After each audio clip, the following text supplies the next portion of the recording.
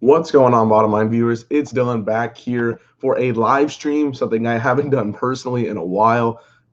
Whether you guys are watching this right now live or a little bit later on replay, let me know what you guys think about this crazy situation that's going on in the NFL today. A lot of different things happening. We're just a little less than a week away from the regular season starting up, but we have a huge trade to discuss. This is pretty crazy, honestly. Khalil Mack, linebacker of the Oakland Raiders, has been traded. Oakland Raiders has been traded to the Chicago Bears. The Chicago Bears finally got a big piece, a huge piece over there, and they are trading away. The Oakland Raiders are getting 2 first-round picks in compensation for Khalil Mack. The Khalil Mack drama in Oakland is done. We have finally found a suitable team to have Khalil Mack, because the issue was Khalil Mack and John Gruden were not talking. They hadn't talked since Gruden got hired. Very weird situation that honestly wasn't really public. Like, we knew that there was some kind of tension, but all the drama that there was supposed to be was not really on the field. And we were asking ourselves, is Khalil Mack going to ever step on the field as an Oakland Raider with John Gruden as the head coach? Is he ever going to play? We haven't seen him in preseason yet. A lot of teams are coming up as possible suitors for Khalil Mack, because he is once a pretty great talent on the defensive side of the ball. And Chicago came up there and got a great deal. Him and Roquan Smith together, that's a great linebacking crew. Like, I would be devastatingly like fearing for my life if I had to play against those two guys in the linebacker position. The Chicago Bears are a team that we've been hyping up for a little bit, especially Mitch. But I'm really excited to see what this team has to offer now. They have really rejuvenated their team, obviously firing John Fox, Matt Nagy as their new head coach, which I think is a great fit, especially for their offense, considering how great the schemes were in Kansas City with him being there. And I think with all the talent that he has, it's really his shots to make. And Mitchell Trubisky is going to have to make the plays because now he has a team around him. But also, he has the help of a great defense. It looks like it's going to be a very solid defense, especially in that front seven. You do not want to face these guys as a running back. It's not a favorable situation. Just all the craziness that the defense is going to give for the Bears, it's insane. So the Bears actually got Khalil Mack. It's pretty interesting. Let's look at some of the live chat. I know you guys are in here. A couple guys are saying hi, what's up? Leave your comments below. What do you think about the Khalil Mack trade right now? Honestly, I woke up very late when this happened because I was very tired. And I woke up and I saw it. And I was like, this is impossible. This is not true. So I woke up officially and I was like, whoa, this is really crazy stuff. For Oakland, who won this trade, I mean, Oakland gets 2 first-round picks, which, depending on where the Bears are at, are not going to be the best picks. Like, if it was a team that was, not going to win very many games at the top 5 draft pick, like, yeah, I'm going to take that. But the Chicago Bears look like they're going to be close to the playoffs, if not making the playoffs.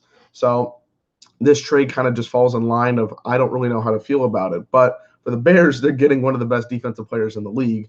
A guy I said last year should have been Defensive Player of the Year, not from his 2017 season, but in predictions-wise, that's how I had it. So one of the best talent out there is going to the Bears. That Bears defense is getting even better, even more stacked. Pretty crazy stuff. I'm very excited to see how that works out. And right now, I don't think I'm going to have the Raiders as a playoff team. Losing a big piece of your defense like that is pretty traumatizing, especially to a team that has to play a football game in a week, a little more than a week. They're playing Monday night. But like that's a big scenario for them. That's a big key loss, because you're thinking, oh, Khalil Mack, he's going to be on the football field. He's going to dominate. He's going to help out that defense. Now that defense gets significantly worse. And I don't really know if they're going to be able to bounce back as quickly as they want to, because I think this is a big momentum loss for them.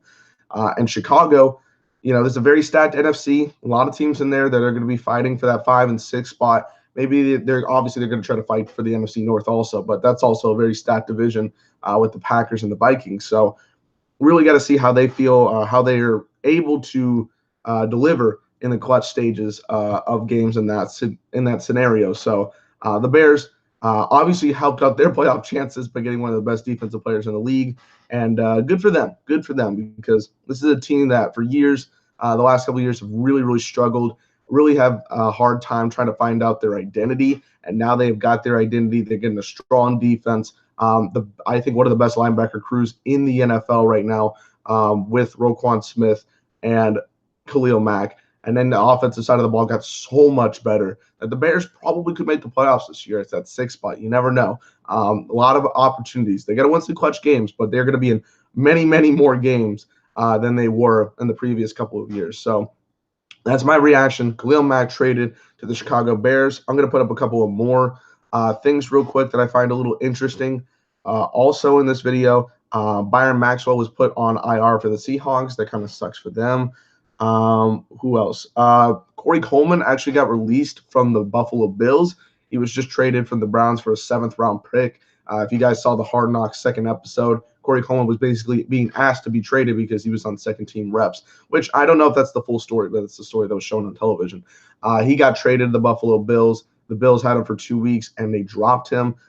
This is not a very good thing for his career going forward, considering the Bills are one of the worst teams in football, and the Browns were the worst team in football last year. So these are two very lower mid-tier teams that concerns me, because if you're a higher up team that's going to get 10 or 11 wins, why do you need a guy like this if he can't succeed on a team I think is going to go 3?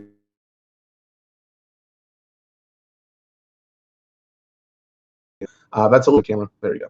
I don't really know how that's going to be going forward for him, but I hope the best for him. It's just a very startling thing to see, and not very positive, if you will, for Corey Coleman. So he was released for the Buffalo Bills. We'll see if anybody will pick him up. Braxton Berrios is going on the IR. Very sad, because I like this dude from Miami, but he's been hurt all training camp and all preseason, so he is on IR. Hope the best for him. Rico Gathers got arrested for marijuana possession. As a Cowboys fan, I feel like this is really stupid. In training camp, he looked awful. In preseason, he's looked a little bit better, but the tight end situation without Jason Witten has become a clusterfuck, honestly, and it kind of saddens me, because we had so much reliability on Jason Witten, but with no Jason Witten, we have to rely on other guys. Hopefully, Dalton Schultz, our tight end that we drafted in this draft, I hope he can step up and do at least a little bit of something, because Rico, I thought a couple years ago, would be stepping up as a 2nd tight end, and doesn't look too good for him. Let's see. The Ravens 1st-round pick, Rashad Perryman, got waived today as well. The receiver is former 1st-round pick. That kind of sucks for him. Ravens got a little bit more receiving talent. They don't have to rely on guys that are literally just doing nothing. So, yeah, it's not a good situation for him, but the Ravens could afford it.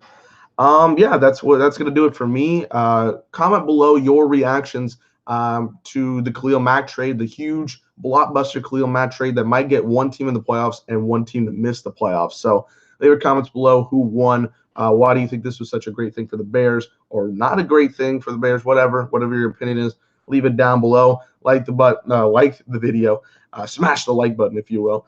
Subscribe to the Bottom Line View. We're almost at 5,200 subscribers. We're trying to gain up the fan base as we get prepared for the NFL season. I'm going to let this known to everybody right here on this video. Next week, when week 1 starts, we're going to have 2 live game reactions.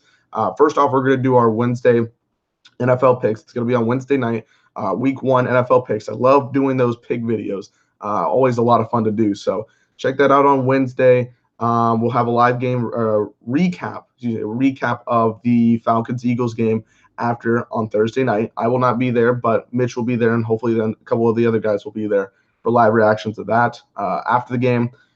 Sunday, we will be doing live reactions, like live recap and reactions to the Texans-Patriots game at 12 Central Time. Myself and Mitch will be doing live game reactions. The other 2 cannot come. But we will be doing live game reactions, giving our analysis in game. We cannot show the game, but we will do the reactions to that. We'll have a recap for the Sunday Night Football matchup between the Packers and the Bears. Should be a very good one as well. And then Monday night, we will be doing a live game reaction to the Rams-Raiders game, the 2nd Monday Night Football matchup of the day. So stay tuned for those videos. Hope you guys enjoyed. Peace out.